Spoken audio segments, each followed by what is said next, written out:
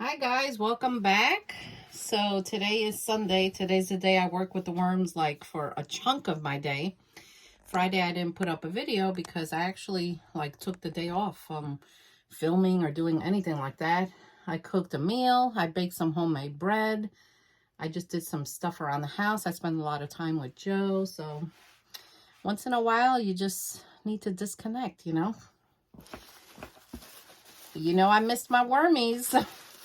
Today we're going to look at the bin that I have the European nightcrawlers in.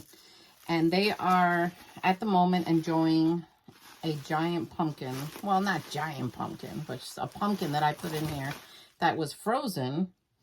And I defrosted it first, and then I put it in here. So let's take a peek and just see how we're doing here. Let me see if I can bring you closer. There. So right now I see on the surface the wet newspaper. You know, these worms, they love newspaper. They love all carbon stuff. Nothing beats the African nightcrawlers as far as that though. But look, you can see how the paper, start eating it. Even though they have food, but they love it. So this bin, I had neglected it for a while. I had taken the worms out and there was nothing in here, you know, babies here and there, and I had uncovered it. Look at that. I got the little three gang here. And I noticed that there were still worms in it, so I bought it back. And let's take a look. Now, pumpkin or any type of vegetable that you put in here, if you freeze it first and then put it in here, it disappears fast. It really does. Depending on how many worms you got, you know. If you look back a couple of videos, when I did my pumpkin without freezing it, it eventually was eaten. But man, it took forever. I don't have that kind of patience. So, yeah. I hope you guys enjoyed that video I did with the microscope. You know, I was so curious. See those little white things? Those are springtails. For those of you that are new, they're a good guy. Don't worry. And, you know, you will see mold and stuff like this and anything you put in here, but that's okay because they'll take care of that too. And I left a sticker on just to see what they would do. But anyway, I'm dying to get my hands in here. And, oh, found the cherry pit. There are cherry pits everywhere. And I'm seeing cocoons. So they are starting to lay cocoons. Let's go in here and just see. I know some of you are dying for me to do this. Oh, my gosh. I feel smushy stuff. Oh! Oh, my gosh. I love them. Look at them. They love the pumpkin.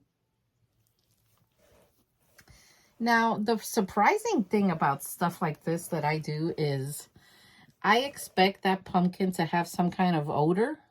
You know, it is food and it is, well, rotting. But no, it doesn't. Look at them. They're doing great. And I'm seeing cocoons, so they're definitely happy. And yeah, this is like very mush. Now let's just break it up a little bit for them. Now don't be surprised if you see these seeds. They're going to sprout in here and it's going to turn into like a forest. So I'm just going to cover it up again. But the rest of the bin looks good.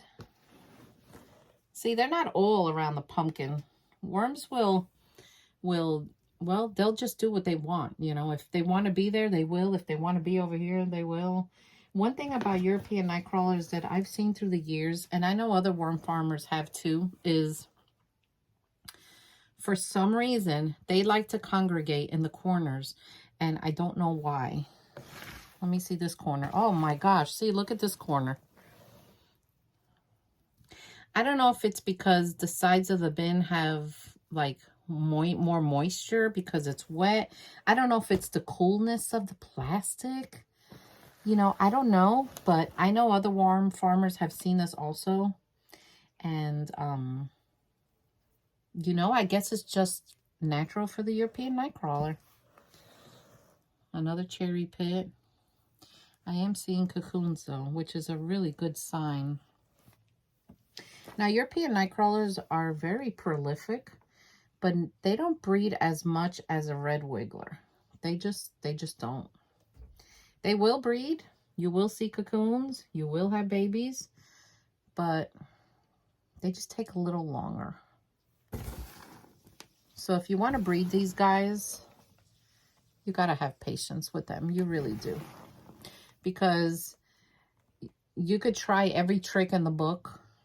There's nothing you're going to do to entice them to go any faster. There are things like moisture and bedding, which more moist, they like it more. You know, you give them wet food, they like it. At the end of the day, it's really up to them. But that corner thing, yeah, look, see? Look, another corner over there. They just, I don't know. They just like the corners. Oh, I saw a breeding pair. Now, what I'm excited about these worms is in the fall when the leaves come back. Because, look, I still have, like, leftover leaves here.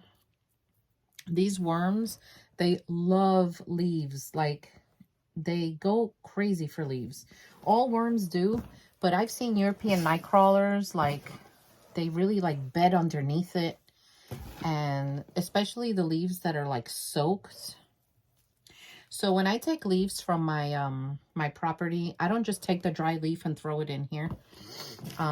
What I do is, and this is my trick, you know, I don't know what other worm farmers do, but this is what works for me, and I've been doing it for years.